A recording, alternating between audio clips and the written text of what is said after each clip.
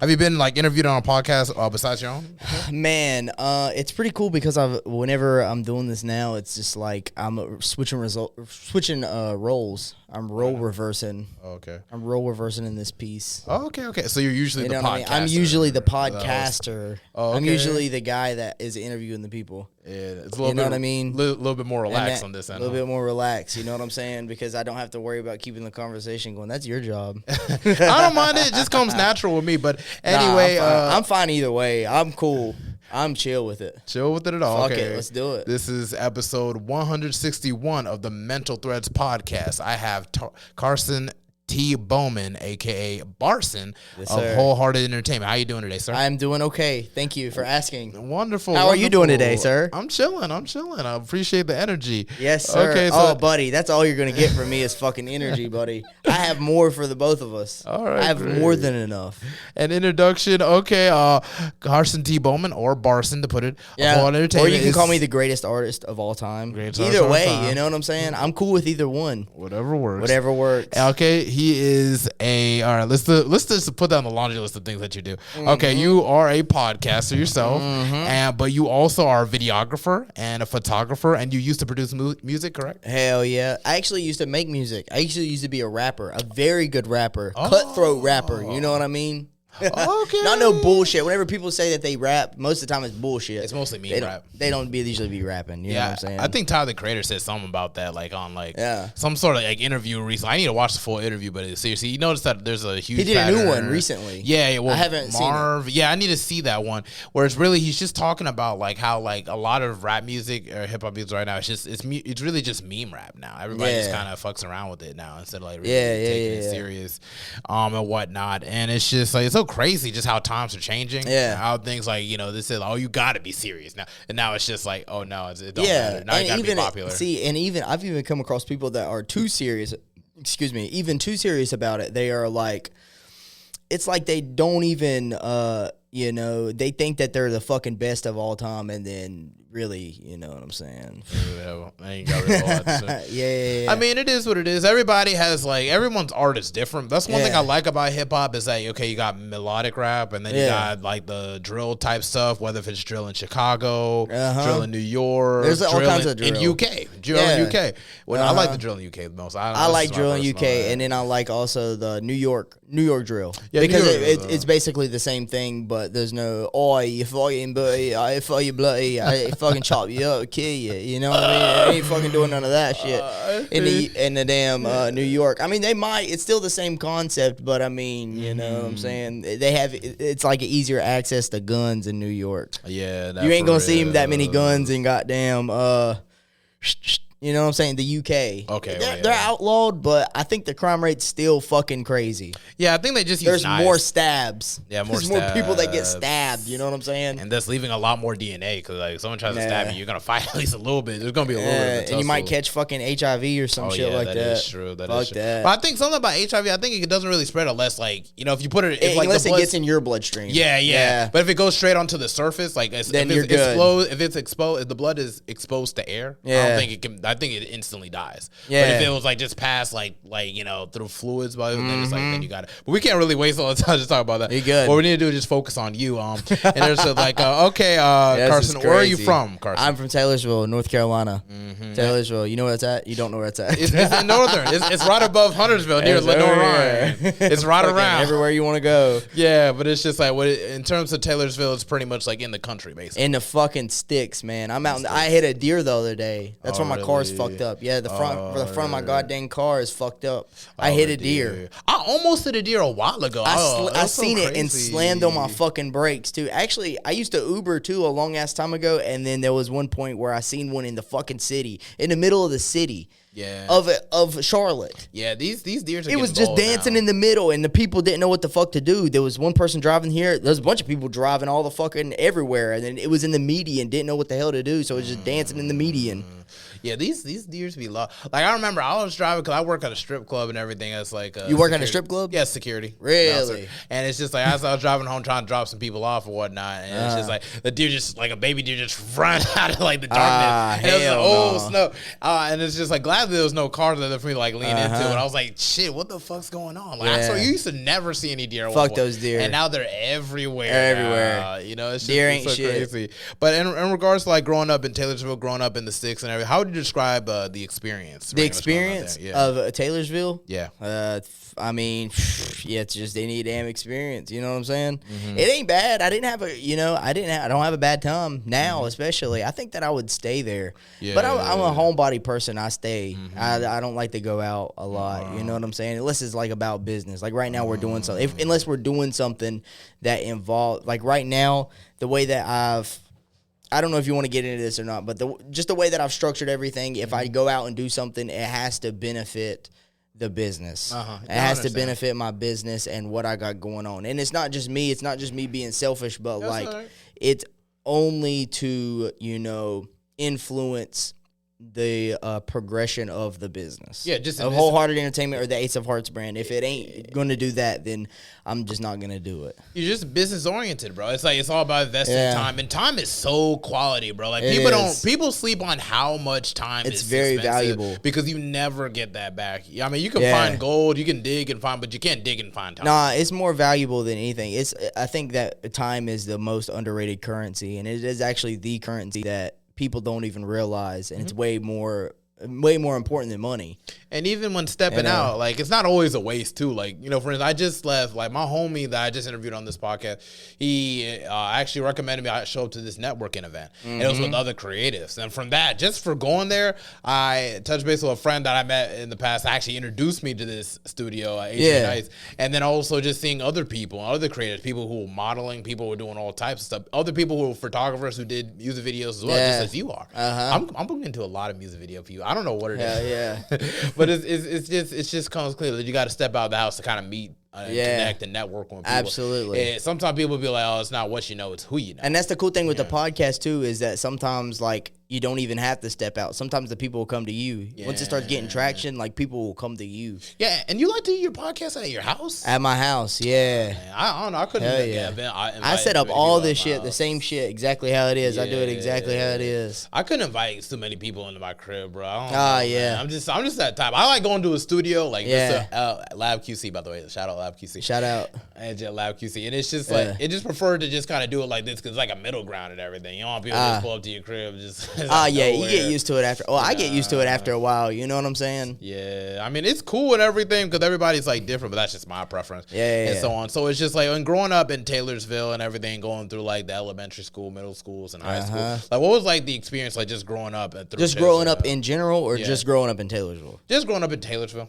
Okay, so like just growing up in Taylorsville, like what do you mean about that? Like just the vibe of everything? Yeah, just the vibe. Like how everything was going? Yeah, because I know you say like you live in like the sticks. The people everybody just kind of everybody's fucking church, country as hell. Everybody knows everybody. Most of the time, it's a very, very small town, so everybody knows everybody. If you got like a secret, I mean, sometimes it can be kept depending on who you tell. But if somebody tells somebody, then everybody in the town's gonna know. Oh, really? You know what I'm saying? Like with my podcast, I'm very, very honest and very, very, authentic and genuine about everything. So there's nothing that I say or do or anything like that is hidden in the closet. I'm a very open book. So if anybody asks me anything, I'm very open to everything. I don't have any secrets at all. Okay, that which is really actually I have a couple secrets that'll go with me to the grave. Okay, yeah. Just know what's what. Just know what's what.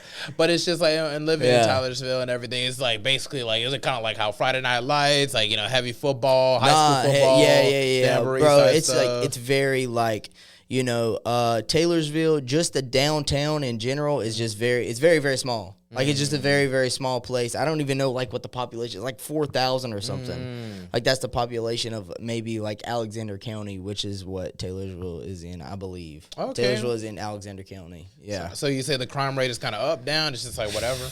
Crime rate, I mean, it's mostly just like drugs. Mostly just drugs and shit because around there, and even like around here in North Carolina, just in general, even in Charlotte, You know, nobody's going to really break into people's shit because they're going to get shot. Or there's a fear that, like, whenever it comes to crime rate, the violent crime rate is, like, not very high.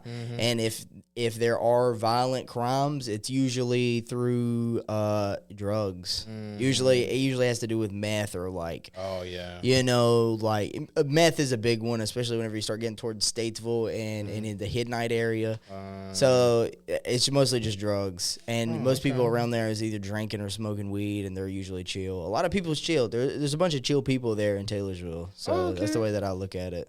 Okay, that's cool. For me, like, I'm mostly a city boy, so it's just like, you know, like passing in like through country towns and everything. I feel like kind of like, you know, it's not like anything wrong. Be like, oh wow, that's cool to watch and like kind of drive through and everything. And like, you know, when my brother was like playing football because it was a smaller school that we went to, we had to go like way out of the city, like in the driving at night and everything. And it's just, I was cool with it and everything. I just had to kind of be like with my folks and everything, you know, just kind of like make sure they get there safe, they can get back safe alone. I'm there.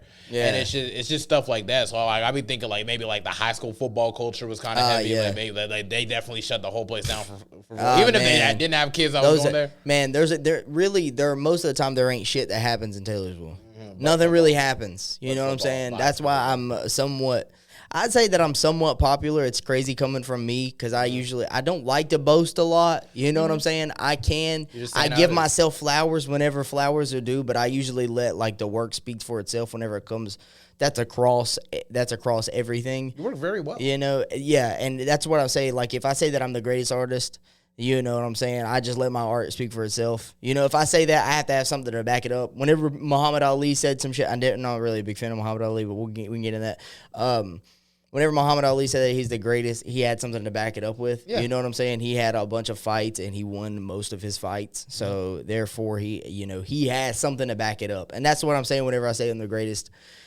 I have stuff to back it up. All my art is there, and everybody can see my art, and you can see how much work I put in. There it is. Yeah, your videos are breathtaking. Like from before, I appreciate it because it's just like you talk about something like you wanted to hop on the podcast and everything. Although that was like more of like a last minute request for someone else, but he did. But knowing the fact that he still went out of your way to even pull up and everything. Absolutely. I gotta look at it. And that's why I say I'm a genuine, authentic person. If I tell you I'm gonna do something, I'm gonna do it. And that's good. You know what I'm saying? That's a really good like character trait. I'm a man of my word. I tried the best to be a man of my word. If something pops up and I'm not allowed to, and I'm not able to do something, like I'll let you know. You know what I'm saying? But I'm a big time person of, just being a man of my word. I try my best to be accountable for all that. I try my best to hold myself accountable for everything that I do. Okay, so you say like even growing up, you kind of generally got along with most people and everything. Oh yeah, hell yeah. I'm the only child, so I look at myself as more of an introverted extrovert to an extent, or kind of an extroverted introvert. Either way you want to fucking look at it. I'm more of a homebody. I like to stay inside, but I can thrive in social environments if I so please to do so. Okay, that's cool.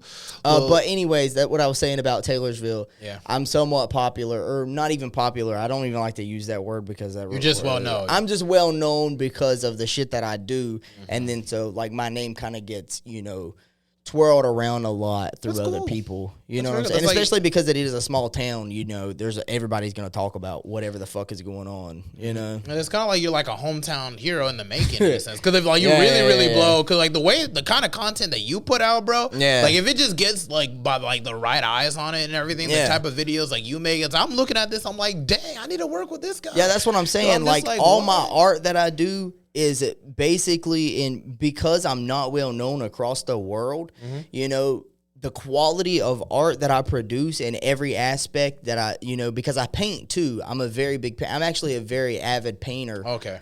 Other than, music videos, photography, and all that other bullshit. Another damn hobby. He's Another a painter. hobby. You know what I'm Y'all saying? hear that shit. That's what I'm saying, bro. But painting, that's where it all started from, was like painting. It actually was music, and then it drifted off into painting, and I started painting more. And then, I just have so much built-in shit. And then the podcasting, and then I always wanted to shoot music videos. I like to get in photography. I always love to take pictures and shit. It's just all around. I'm all around, like Picasso. You're a Renaissance man. To an extent, Da Vinci. Yeah. Da Vinci, he was a fucking, he was a Renaissance man. You know what I'm saying? He did everything. Whereas Picasso, I look at him, I don't look at him as, you know, I don't look at him as a master artist. I look at him as a master painter. Whereas, you know, Da Vinci, he was a master painter, but he was also, you know, a master in other things as well. So I consider him a master artist. Like I look at, and I always use Pharrell as a good example because Pharrell, man, he's a producer. You know, he does fashion. He does all kinds of Kanye. He's a fucking, whether you look at him in certain ways or not, politically or not, you know, he's a fucking master. He's he's an artist. I feel like he got way too deep into politics and just.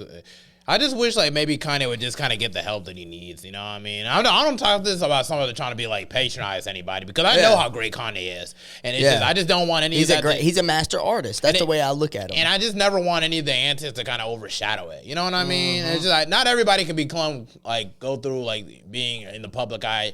You know, clean as a whistle. Like even Will Smith got to a point where his wife was cheating on him publicly. And literally, like his kids being his kids. Well, a lot of slap. You know, everybody just has their day where they got their dog days and everything. And I just wish that Kanye could be able to heal internally. You know, like his mother passing away, the car accident, which might have ringed his brain a little bit. You know. But at the same time, he's still. I'll always look at Kanye as being one of the GOATs, like for sure. Will always be looking, and I know he knows for sure. But it's just I always just hope that his art can really overshadow all of that. You know what I mean? What you mean? Like the things that he says? Well, yeah, on top of that, and it's just regular data stuff. You know, when you're a public figure, you know, it's hard to just, you know, find peace. And it's just like, you know, Kanye, I mean, J. Cole is like, that's the kind of, if I were to be like a public figure, I want to be like J. Cole's like J. Cole. Like he's just out and about, he just chill, whatever, but it's like, he's not hounded by paparazzi. Yeah, and you know, he's not in the public, he just he's home. Chill and he's very at peace with himself. And out most of the way. Definitely. He never wants any the thing is with Kanye is that he likes to speak his mind. Along with a bunch of other people, they always speak their mind, and usually they say something that the public or like the media doesn't like for them to say. Yeah. So, and even that's why I always say too, to separate the art from the artist. And a lot of people, some people will disagree with me with that for that perspective, because you know a lot of people do things that you or anybody else may not agree with. Of course not. And so they may say something and may speak their mind in a way that you may not agree with. And I also think that should be separated from the art that they make, because the art itself is different. It is still separated from that person. So regardless what that person thinks, there may be a story attached to whatever the art is and how that art came about, but it still can be and should be appreciated. Even with the Michael Jackson thing.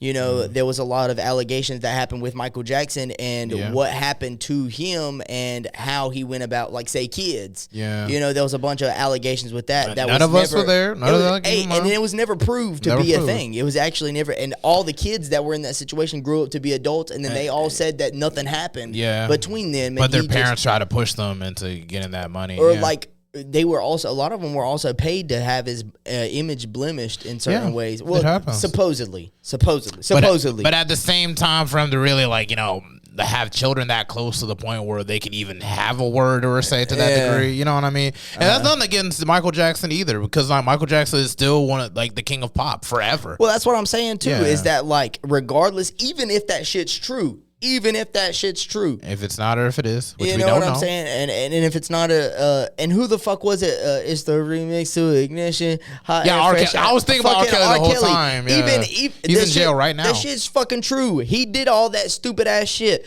At the end of the day, he still made It's the Remix to Ignition. High and fresh. And we're still gonna like that song. We're still gonna pump that song to this day. I still love the R. Kelly song, but I don't fuck with what R. Kelly's did, because even with Aaliyah, I don't even know if you heard about him and Aaliyah too much. Too deep, have you? Literally, Aaliyah. Aaliyah, the singer, the R&B singer. Or are you talking about P. Diddy?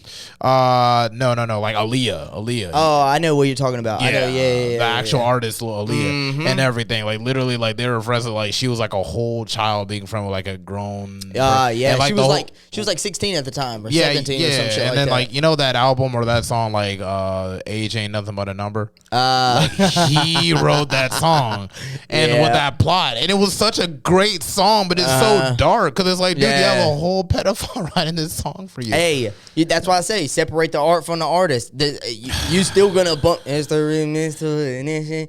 I am fresh still, and it's bad because you it's know like, what I fucking mean. I don't even want to talk about this topic because it's like so many great even with songs. Michael Jackson, that's what I'm saying, bro. If he did that shit, I don't give a fuck. I'm still gonna be bumping Mike Jack Thriller. I'm still gonna be bumping fucking Billie Jean. I'm still gonna be bumping fucking whatever the fuck that other one was. I'm still gonna be bumping Michael Jackson. I don't give a fuck if he did that shit or not. Let's just refocus back on you because like at the same time I don't know. I'm just saying I don't know anything. That's between him and whoever the fuck he did that shit with. Anyway, I don't know about that. If it's fucked up, it's fucked up. He has to be in jail. Put him on the jail. But at the same time, hey, if he needs to be in jail, he can go to jail. Hey, Bill Cosby did some stupid ass shit. He still made some good ass jokes. Okay, yeah. Let's be honest. True. But at the same token, but I want to focus though back on like your interests and your hobbies. I know you said that you like painting and everything. And would you say that painting led you in the photography, or was it kind of simultaneous? Like it was kind of like simultaneously. Well, first of all, so the Ace of Hearts brand, there's I'm going to break this down for you real quick because I know you on time and shit. Wholehearted. But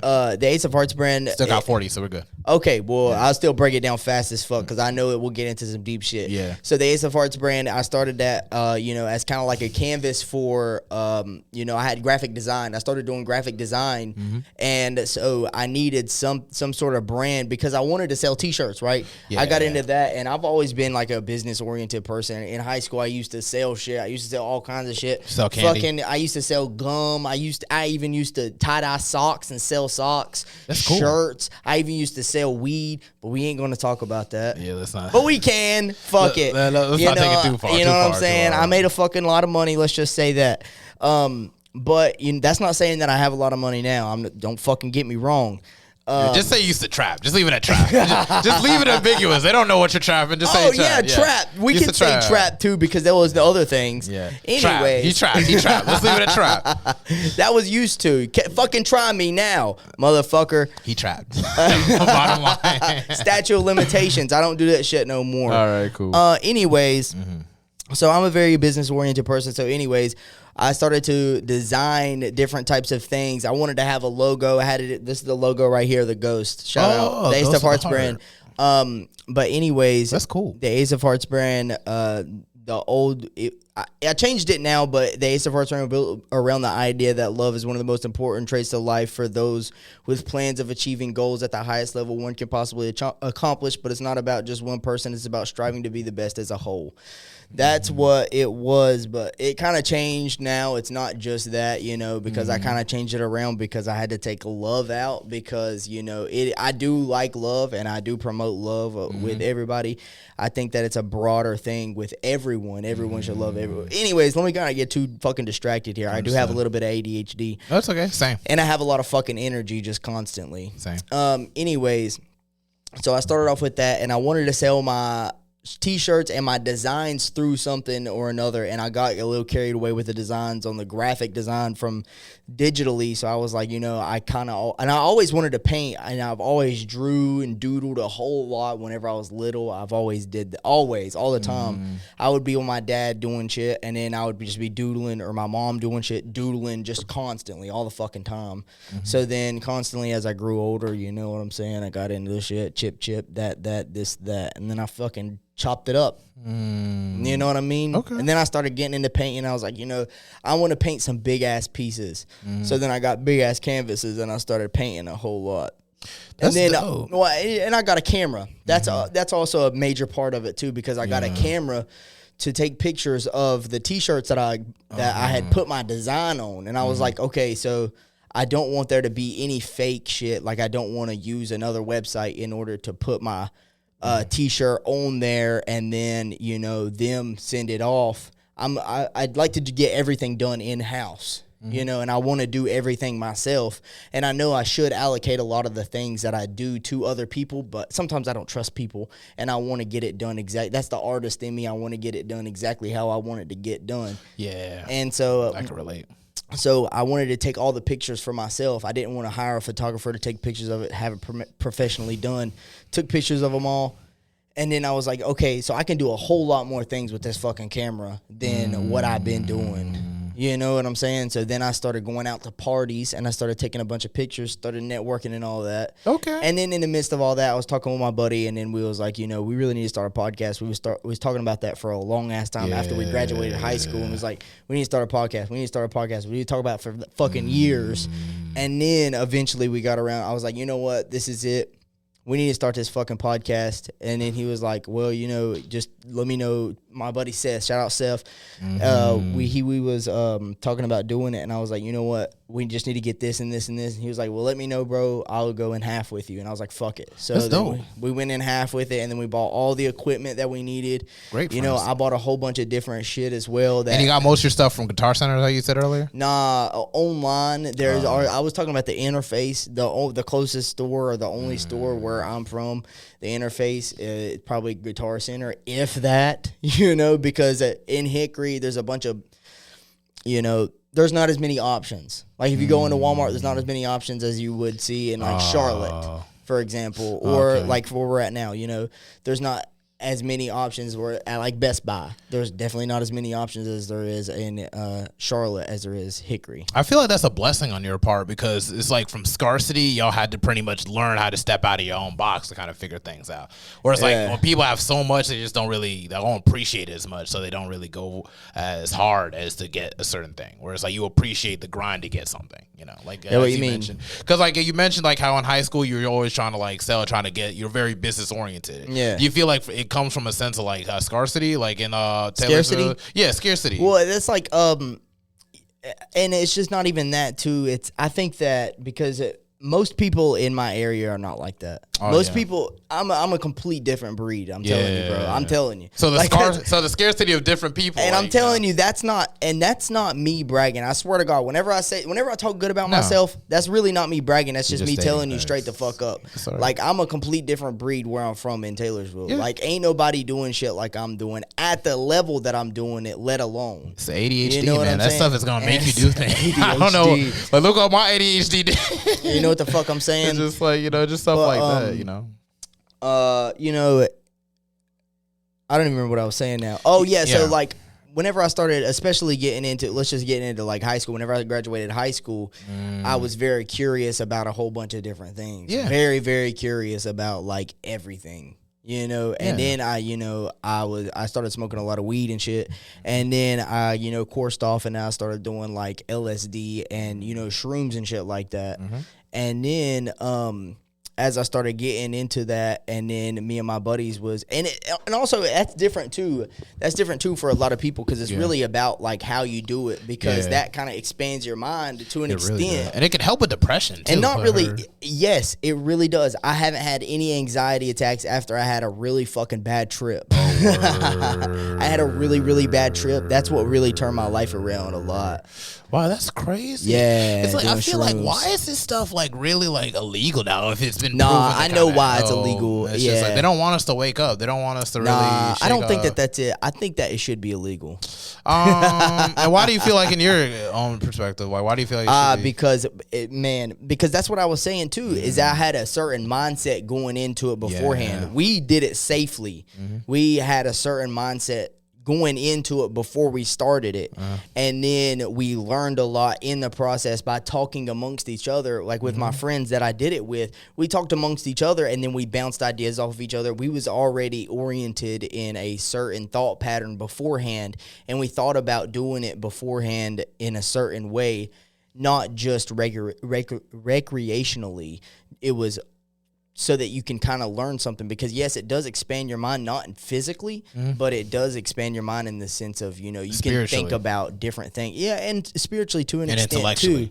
Yeah, and then you start having more conversation, and you start thinking about things deeper than you usually would otherwise. So that's how we got into it. See, a lot of people do it to get high. Yeah. And then that's not what we was doing it. We was doing it to learn things and to bounce off of each other and be like, okay, so that, you know, this, and have deep conversations. And you think everybody's using it just to get high? Or? I think some people. I think most people are. But I feel like that just comes down to your nature, though. And too, you know, there's a lot of people that do stupid shit on it. Yeah. You know, a lot of people. Okay. So if you put it like that, I could get it. Yeah, and you know, did you know that 90% of the crimes that are committed in the United States has something to do with drugs. Okay. Or more. I think that it's actually more. I'm just giving it 90. I think that it's more than that. Yeah. And it's just like, at the same token, it's like, the reason why I feel like it should be legalized is just because I feel like if you legalize something, there's more regulations to it. So it's like, you know, like even with caffeine, like caffeine is still basically a drug, but we drink it every day, but it's regulated so it doesn't freaking kill you. It's something I say that I'm addicted to. I have caffeine right here. This is fucking coffee, bro. I drink black coffee every fucking day. I probably drink about 10 cups of black coffee. This is probably like my 10th cup. And you're okay, right? Because they regulate it. Could you imagine if like it was like unregulated? Yeah, but it's not psychoactive either. Yeah, not psychoactive. But it still makes your heart rate go up and down. So we don't know exactly. Oh yeah. Well, you know, there's more studies on that. Yeah. You know, than there is like shrooms or like LSD. And I understand both of them because some people that go.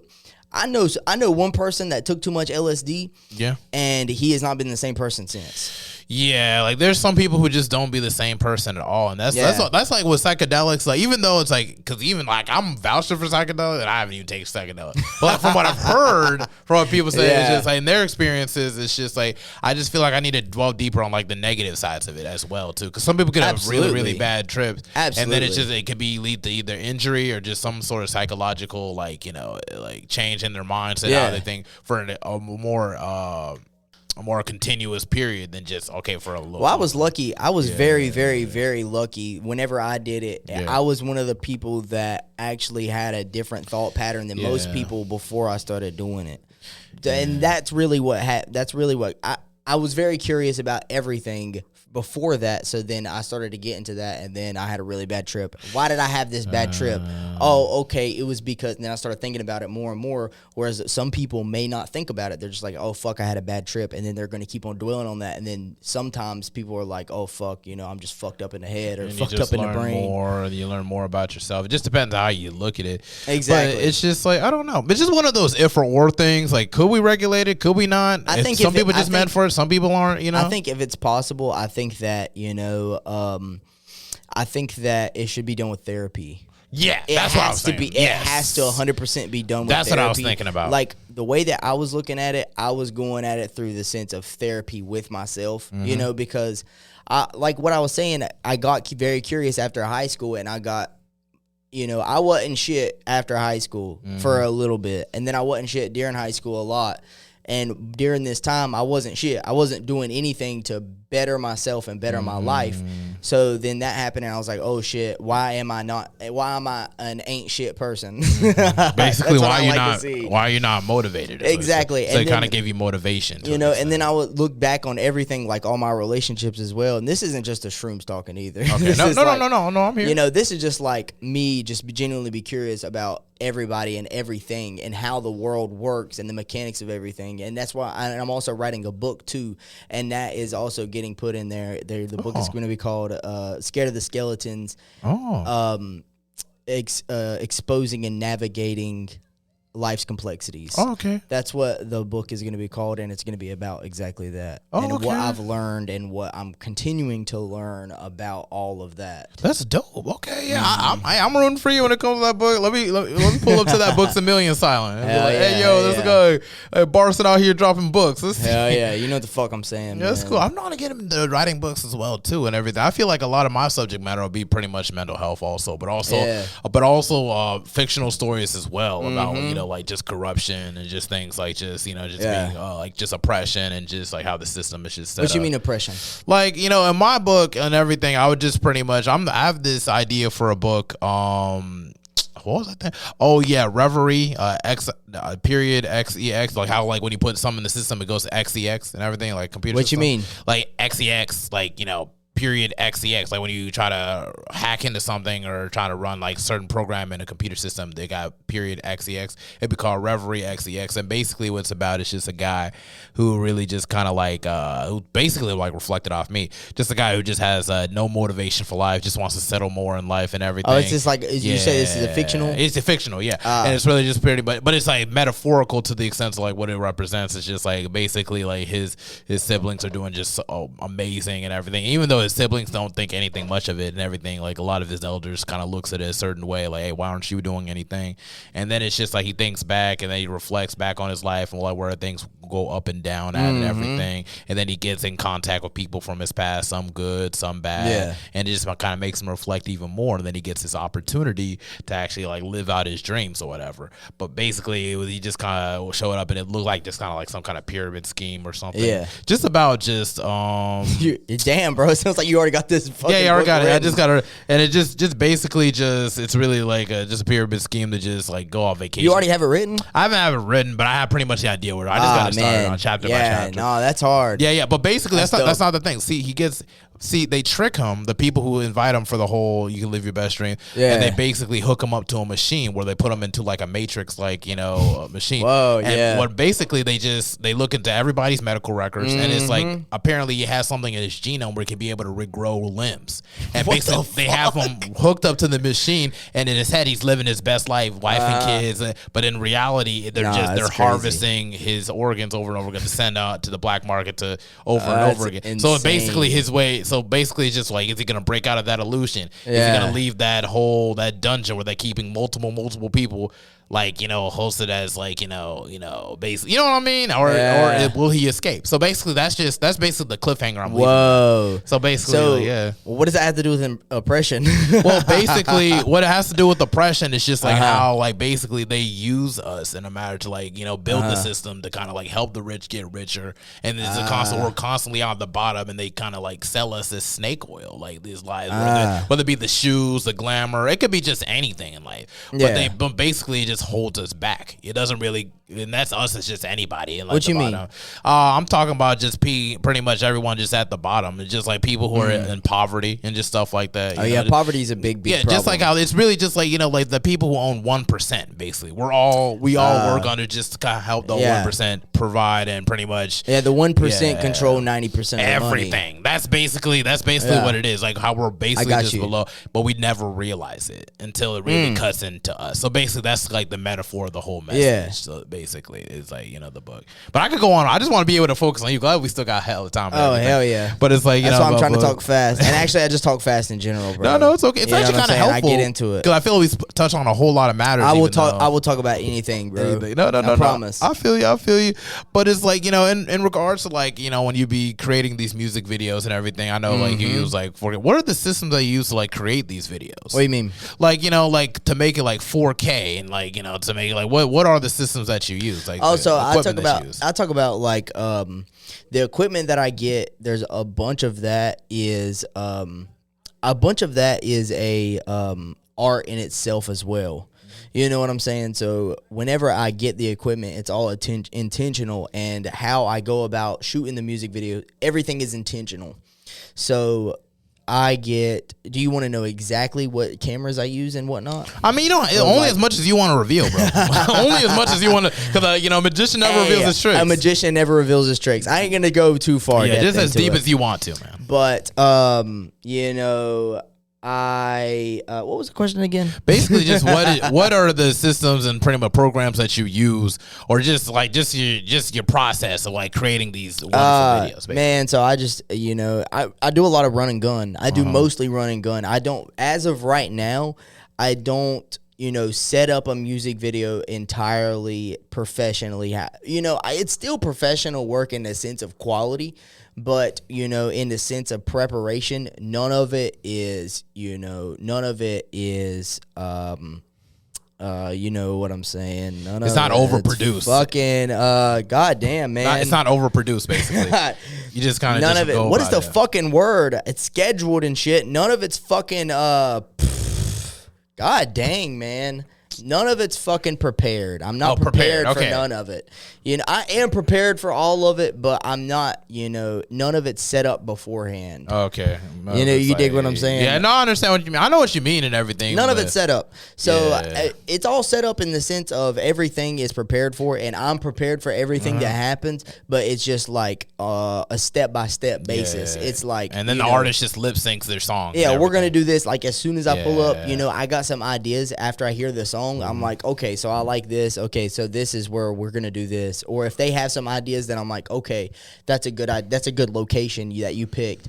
Or, you know, if they don't have anything in mind, I go with a location and I'll pick a location just right on the spot. And then that's what I mean by run and gun. Okay. None of it's, you know, pre-selected beforehand unless they have some ideas of where they want to go in mind, and I'm like, okay, so we can go to this location. Or if they say that we can go to this location, I'm like, okay, so we go to the location and like, okay, so this looks the best right here, we're gonna move this right here, and then we're gonna put this right here. Y'all got any props or anything, then y'all can use those props if you want to, and then if not, then don't. And then, you know, we can move to the next location.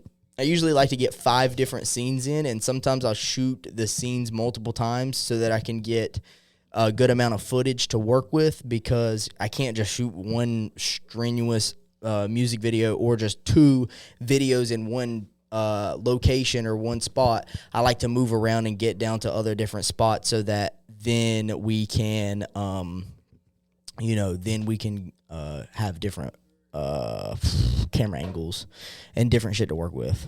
Okay, well, that's really cool that it pretty much just kind of comes natural to you in terms of just like, no, not natural, just like pretty much it's just like you pretty much have an idea what to do. I have a good idea. It becomes practical to you too, so it's pretty much just practical. Be able to monitor the time, but it's just pretty much practical with you at this point. And pretty much, how long have you been recording videos, music videos? Man, I've practiced for a while now. Oh, okay. You know what you don't I'm have saying? like an exact date set up. No, maybe 1 year. Like, I've practiced before I really, really started getting into it. I shot one music video. I really ain't gonna get into that, but I shot one music video. It didn't work out too well. That's okay. And then that's, you know, and then that's that. That's how it always starts, man. You know what I'm saying? Like, I'm a music artist too. And my actually, first song was like trash. It was nothing. But oh yeah, I know back exactly how that shit is, bro. Well, no, the music video itself, I made sure that I knew kind of what I wanted to do, and I knew how that they would. I learn everything beforehand before I do it. You know, measure twice, cut once. Yeah. That's the way. And that's what I was saying too. Like, whenever I got out of high school, I started learning a whole lot more of things, and I started to get curious about everything that was going on. And I'm like, why in the fuck did this not work out in my life in the beginning? Why did this not work out? You know, why is shit not working out? So then let me learn how to fucking do it. Let me learn how exactly why I fucked up at this point. Why did I fuck up at this point? Why did this not work out? And so, let's think about that. How in the fuck can we change that and not let that happen anymore? Or, okay, so then that mistake happened. So then this could have happened. How can I prepare for this not to happen to me? Or so on and so forth. Failing forward and just kind of gathering all the information you can. Yeah, and it's not even, it's just learning before you fail. Like, sometimes you don't even have to fail. Sometimes you fail to learn, but a lot of the times you don't even have to make the mistakes in order to learn. You can learn from other people's mistakes. That's why I got into reading. And, you was talking about a book, and it's fiction, and I understand. I very much appreciate the art of fiction, but me personally, I never read fiction. I only read nonfiction books. That's all right. I only read nonfiction books because even in the fiction books, you can learn something too from the other person's perspective put into a story. Like, Stephen King is very fucking good at that. Yeah. Stephen King is like one of the best. And all Stephen King's books are nonfiction? No, all Stephen King's books are fiction. That's what I'm saying. I'm saying, like, from your perspective, from your book, there's a lot of stories that are told in Stephen King's books because that's like the best fictional writer that I know. He really is. He's really dope. He's very, very good, and I respect the art, but I just don't read his books. You know he doesn't remember writing Cujo? Really? He just did so many cocaine he didn't even remember writing. He written a whole book and didn't remember writing it. That's crazy. He actually wrote a nonfiction book as well. He wrote a nonfiction book about how to write books. Oh. Yeah, and I actually plan on reading that book. I'm going to check that out. Maybe that might help me out. That's actually really dope, but like I like to read a lot of Thomas Sowell.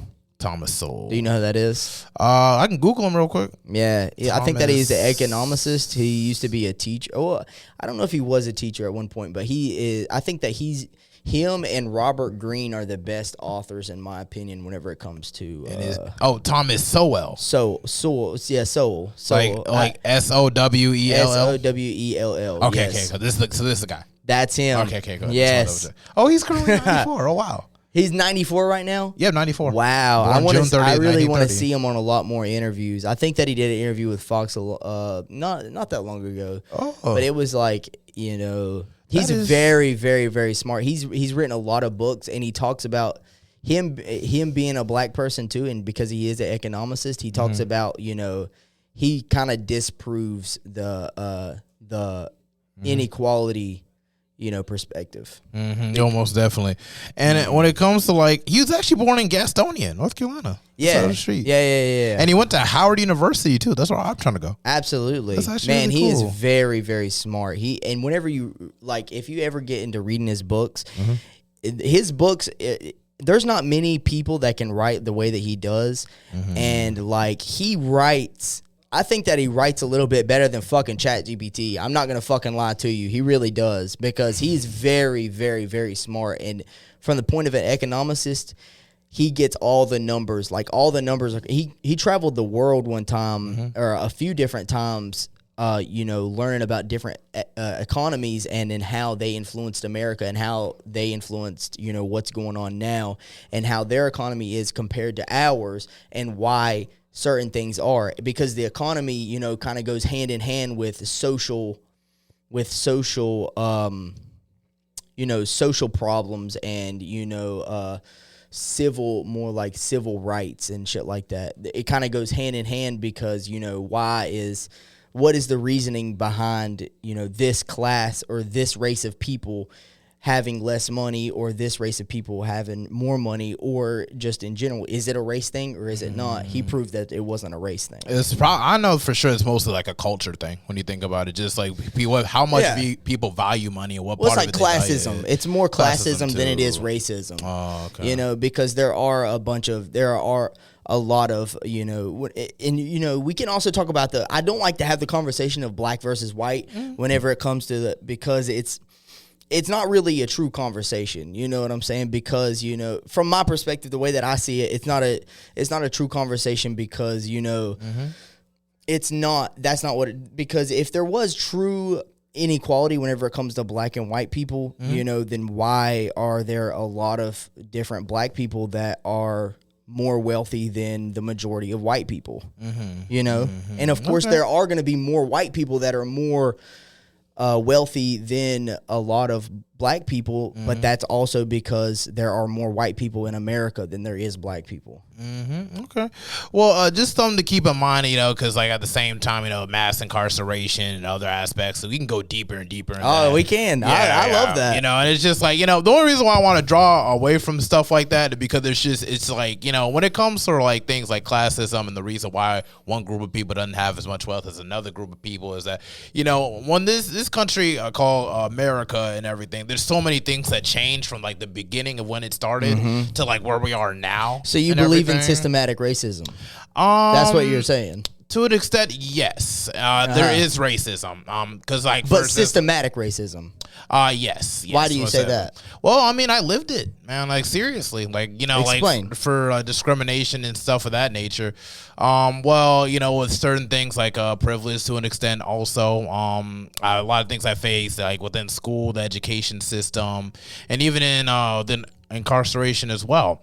Not to say that even white people don't get incarcerated either, because y'all do, and I don't even want to put that out there as well. But when it comes to who's getting incarcerated, who's getting pulled over, who's getting it's just thing. Our experiences are so different because it's just not different to the extent okay, this guy can't get incarcerated or this nothing can happen to this guy or this but it's just to the extent where it's just the way how you grew up in Taylorsville. I grew up in Taylorsville. So it's a completely different experience. I can't really tell you for a sense how you grew up in Taylorsville. And in a sense, it's just of your perspective, you can't say how I grew up in Charlotte. Absolutely. And that's just it. So it's really just, when it comes comes to like having conversations like that, unless the subject matter is like completely focused on that, you know what I'm saying? Like this episode is mostly just focused for you, you know, to kind of get your background. And it's like I don't want to take it from your time to, you know, to speak on your matter. I'm fine with that. Oh yeah, I know you're fine. I'm fine with either one. But I feel like, you know, since we only got like only even a couple minutes, like this is such a long and distinct like, you know, conversation in terms of just talking about the wealth, you know,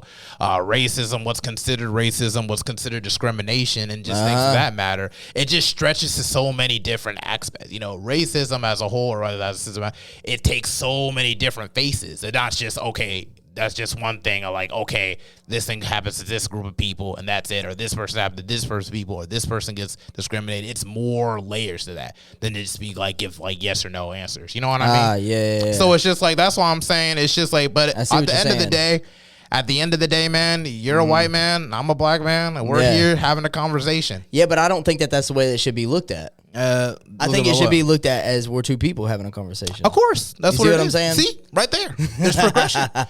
But even though, but at the same token, it's just like, regardless of what our experiences are, at the same token, we are all human. We all feel and everything. We can all be friends. You've worked with plenty people, and regardless of what their backgrounds are. And I work with other people about what their backgrounds are, and whatever their orientation. But I think it's an important conversation whenever we get into it. It's a very, very important conversation to have, because a lot of people may be going through life looking at life from a different perspective. And if there may be different things that are influencing their perspective that may or may not be true. So it's very important for people to get a good concept of exactly what's going on and why things are the way that they are. Because if not, then they could be living off of a false narrative for most of their life, and then they could be looking at life a complete different way. I think that people can be in a better mental shape if they understand exactly, like that's why I asked you about the oppression thing. If people are automatically going through, like, especially whenever it comes to like health, mental health in general, if people going through life thinking, you know, I'm not going to be a certain way because I am of a certain color or I am of a certain race, and people are told that, you know, these people are less than because they are of a certain race, then I think that they're always going to think, some people are always going to think that. Some people are going to break out of the narrative, and then they're going to be like, okay, you know, that's not the case. But there are going to be people, if they're always told that they are of a certain way because they are of a certain race, then they are always going to be like that. And I don't think that that should be true. I think that it should be, you know, we're all people. And, you know, we should all be striving to be a better as a whole. And relate to other and actually be more empathetic of each other and understand each other. But that always, I think that strives from the family system too. I don't think that's a race thing. I think that it's a matter of strong family systems from the beginning. Having a strong mother and a strong father in the household always makes for a better human being whenever, you know, they create a child and those two people are in the household and they're there to influence the child in various ways. You know, there are some people that their parents are still together, but they had a fucked up childhood because both those people or one of those people are, you know, fucked up. You know what I'm saying? And there are people who probably had two wonderful parents and then just didn't appreciate it and still became a shitty person, you know? But that's not... Everybody's scenarios are different. But that's not, you know, most of the time that's not the case, because they still are able to... you know, have the amount of love. If they have two loving parents, they still are able to have the amount of love, because a lot of the problems that we have today in today's society is because a lot of people had a bad childhood or whatnot, and it reflects on them as an adult. That's the way that I look at it. But it's just like everybody's, even like their mental state, like psychologically, like, you know, people's brain chemistries could be different. You know what I mean? Like someone could be really tame and be going through all types of stuff and still come out like a good person, depending on who their nature is as an individual. And then somebody else could go through a lot of things and be like, oh, fuck the world, I went through this. You know what I'm saying? You make it, and that's what I say about perspective too. And then that's how it's derived, was from childhood, and then how much love they got as a child growing up. up. So if people get more love growing up as a child and more accepting as a child, then they're more able to fight. It'll be have a positive influence on them. Positive influence, and that's why I say that it's not. We're not going to get into it. We're not gonna because it is a really deep. It really is. That's all I'm saying. We can revisit it another time. We will do this. Yeah. That's why I want. That's going to be the topic. I want to be the main topic, so we can put all of it. As opposed to just this is focused on you, but it really does open up to just your perspective on life and just how you see a certain thing and everything, and that's just at the same time that's still your values and everything, that you see people as people, like regardless of what their background is. And I feel like that is something that we as a people need to really start I don't want to say not even their background, because their background influences everything that they are today, and then your background and my background, his background, everybody's background influences who they are today as a person. But the history of the other people that made their life happen is not as influential as what happened in their personal life. You see what I'm saying? I feel like it will get better, as the generations go forward and everything. We're going to keep getting better as society, decades by decades, generation by generation. And one thing I feel like we all need to, as individuals, need to learn is to take accountability. I feel like that's a huge thing. I think that is the biggest thing. Yeah, once we all learn to take more responsibility, whether it to be our community or just our accountability and just our own actions as a whole. And I don't think that should be the accountability. A lot of people blame outside influences on why things are happening the way that they are. And that goes into perspective as well. And that's why when it comes to even politics and everything, although they do have a significant influence, I feel like it really just all starts from you as the individual. Only you can make your life better and everything. There are things that happen, Hurricane Katrina come and knock down your house. And it's just tornado can come and knock down and ruin the whole property values of your community. But at the same token, it's just all you have is you and the people that you love and the people that love you and everything. And even if there's not, at least you still got you and everything. You still got God to look up to as well and build that connection as well. It's just it's always good to adopt a abundant mindset and just look at what you can do and not what you can't do. And that's why I look at it as not a race thing. But and regardless of race or whatever, it's just keep in mind that there's still work that needs to be done, within society, within ourselves, and as together as a people, to improve. Just in general, on the race. No, away from race thing, but just community wise, the education system is shit. Compared to that's one thing and everything. So it's just drawing back away from race, it'd be just the food that we eat. It's just there's certain ingredients that we put in food, in America, that's in other countries they won't even think about it. But I thought that's what you were saying, it had something to do with race. Why that's what I thought that you were saying. Oh, no. Just straying away from race and everything, but just moving on. Just once you focus more on things that you need to do as a people to improve a society, things like gender, sexual, race, whatever and everything. Or even gender. Even gender. It all falls into the wayside. And once you focus on what's in front of you, it's just education wise, your health, and just improving the community, as in society as well. And you focus more on that and focus less on things you can't change color and everything. You think there's a certain gender that's oppressed more? I can't really go into that. I've only been one gender, bro. I ain't been. If I could just switch, I felt better as this and I was that. But it's no, I've been this my whole life. So it's just it's just I can only speak from my own perspective. I can't really speak for just what genders being treated better than the other or whatever. But what I can speak on is living in this educational system, living in a society. We need to improve the education system. Most definitely. Yeah, that's one thing for sure. We got to improve how we respond to mental health. For sure, we need to really improve that.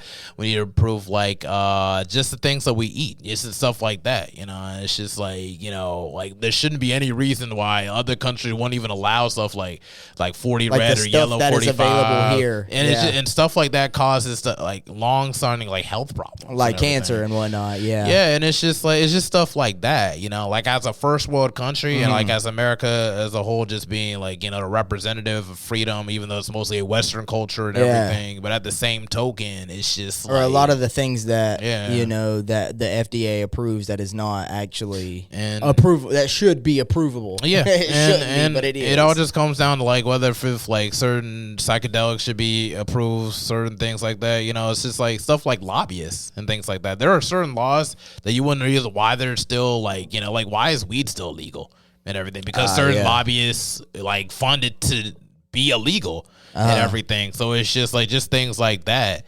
And, you know, it's like people being incarcerated over dumb stuff like how much weed they had on them, and then soccer moms do it. You know what I mean? Yeah. And they still live. Like, when I feel like having alcoholic parents is way more damaging to a child than having two stoner parents. You can agree with that, right? Yeah. And it all comes from things like that, like just how they build society, just stuff like that. We live in a wonderful country. On one hand, it's just like capitalist society. If you want to make it in this life, you have to work to make it. Do you like capitalism? Some people are in the better place. Some people I've been in the how could I say, might strike gold with something. Like, say, like an artist might put a song out and blow up, and the next thing you know, all his family's in. And some people might hate like, oh, he makes like mumble rap, but at the same time, mumble rap bought his mama house. Oh yeah, well I think like that's that. Yeah, I like the entertainment industry. Yeah. That's a big thing too, because you know a lot of people have different influences as well. Whenever it comes to the entertainment industry, there can be somebody that is shit at making music, but they still blow up because the majority of people like the music. That's just like their personality. And see, that's the thing about capitalism, like you were saying, is you can make anything out of nothing. Rocky himself was literally